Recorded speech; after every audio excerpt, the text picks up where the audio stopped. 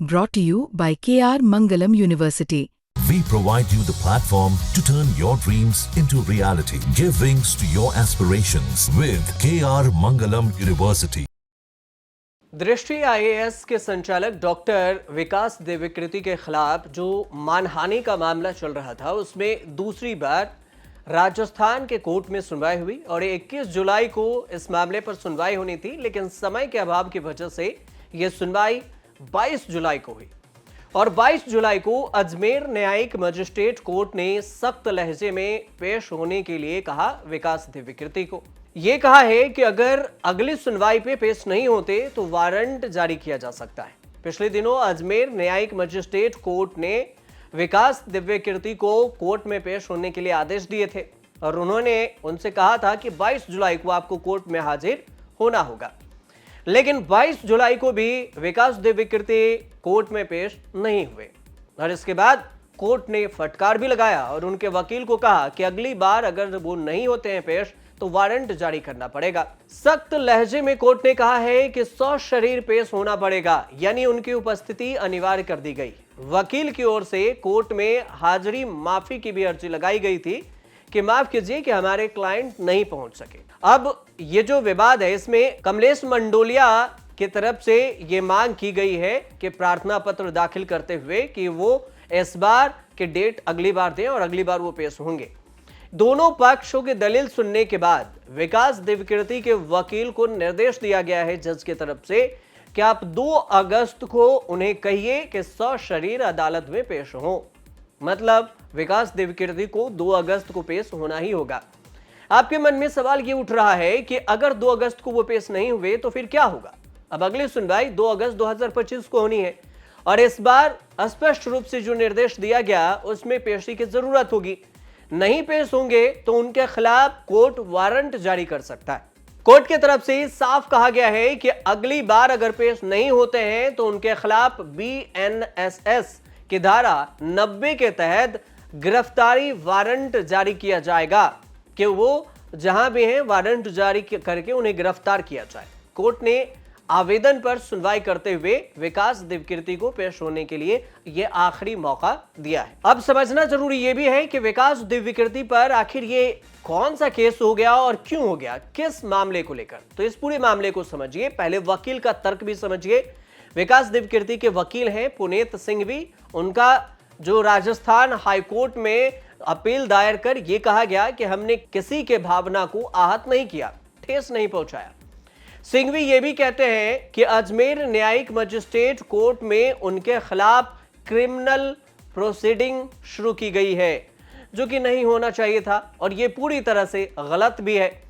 उनका यह भी कहना है कि कोचिंग क्लास में छात्र छात्राओं को विषय विशेष बारे में बताने के लिए हमने ये वीडियो बनाया था और इसी वीडियो को लेकर उन पर केस हो गया।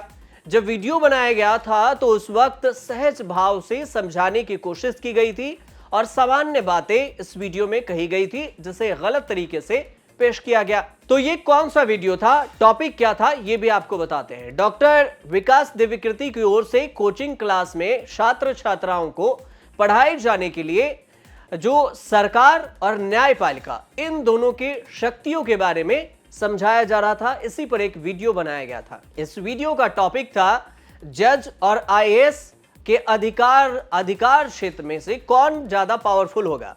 मतलब जज वर्सेस आईएएस पावरफुल, इन दोनों के पावरफुल था और इनके जिम्मेदारी के बारे में समझाया जा रहा था। यह लंबा चौड़ा वीडियो था 20-25 मिनट का।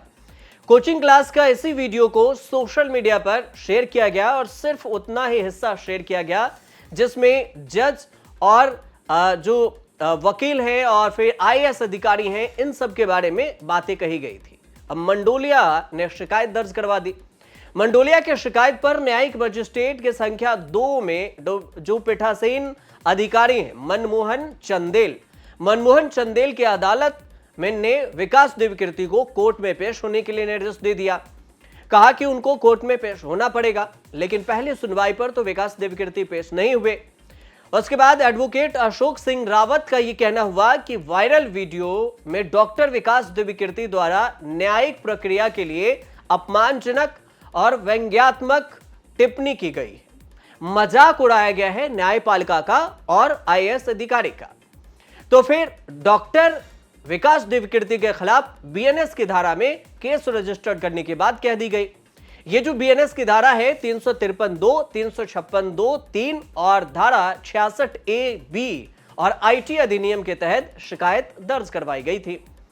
जिस वीडियो के संबंध में शिकायत दर्ज की गई उसके जो टाइटल है, इस वीडियो का जो टाइटल है उसमें इस बात को चिन्हित किया गया, अंडरलाइन किया गया कि आईएएस वर्सेज जज, कौन ज्यादा पावरफुल, और यही हेडलाइंस था और इसी पर विकास देवकीर्ति बच्चों को समझा रहे थे। मामले में आपराधिक केस रजिस्टर्ड किया गया है।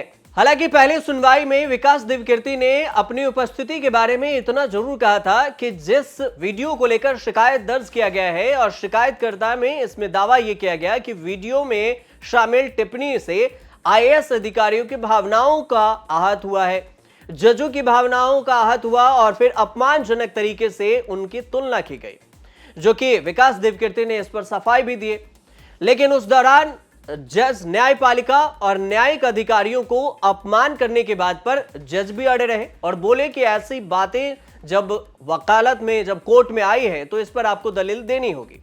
और वीडियो कानूनी कार्रवाई के लिए पेश किया गया फैक्ट के तौर पर कि इसी वीडियो को वायरल किया जा रहा है और इस पर हमने केस दर्ज किया है। अब जज भी राजी हो गए इनके पूरे केस को रजिस्टर्ड करने के लिए, आपराधिक धाराओं के तहत केस रजिस्टर्ड करने की बात कह दी। लेकिन विकास देवकीर्ति इस बात पर अड़े हुए हैं कि वो कोर्ट में पेश नहीं होंगे। जिस यूट्यूब चैनल पर इस वीडियो को अपलोड किया गया था, विकास देवकीर्ति का कहना है कि हमारा उससे कोई संबंध नहीं है कि किसने सिर्फ उतना ही हिस्सा शेयर किया और उस वीडियो को बिना सहमति से तीसरे पक्ष ने शेयर किया, उसको एडिट किया और पब्लिक किया, तो इस पर हमारा कोई भी पक्ष नहीं है। तो आप कारण बताओ नोटिस के जवाब में जो हमें पेश होने की बात कर रहे हैं उसमें पेश होने की बात नहीं आनी चाहिए। उन्होंने यह भी कहा कि मैं स्पष्ट करना चाहता हूं कि जिस यूट्यूब चैनल ने कथित आपत्तिजनक वीडियो अपलोड किया है उससे मेरा कोई संबंध नहीं है और ना ही उस यूट्यूब चैनल पर हम नियंत्रण करते हैं, इससे हमारा जुड़ाव भी नहीं है। लेकिन ऐसा प्रतीत होता है कि मेरी जानकारी या सहमति के बिना किसी संबंध से तीसरे पक्ष ने इस वीडियो को निकाला और इसे अपलोड कर दिया, तो इसमें मेरी क्या गलती है? यह विकास देवकीर्ति के वकील कोर्ट में अपनी दलीलें दे रहे थे। लेकिन बावजूद अब 2 अगस्त को उन्हें कोर्ट में पेश होना होगा, क्योंकि जज का कहना है कि आपको सशरीर पेश होना होगा और नहीं पेश होते हैं, अपने उपस्थिति नहीं दर्ज करवाते हैं तो आपको वारंट जारी कर दिया जाएगा बीएनएसएस की धारा 90 के तहत। अब अगली सुनवाई में पता चलेगा कि विकास देवकीर्ति के साथ क्या हुआ, कोर्ट ने क्या कुछ इस पर फैसला सुनाया। फिलहाल रिपोर्ट अगर सही पहुंची हो आपके पास तो हमारे चैनल से जुड़िए और सब्सक्राइब कर लीजिएगा। तब तक देखते रहिए न्यूज़ तक।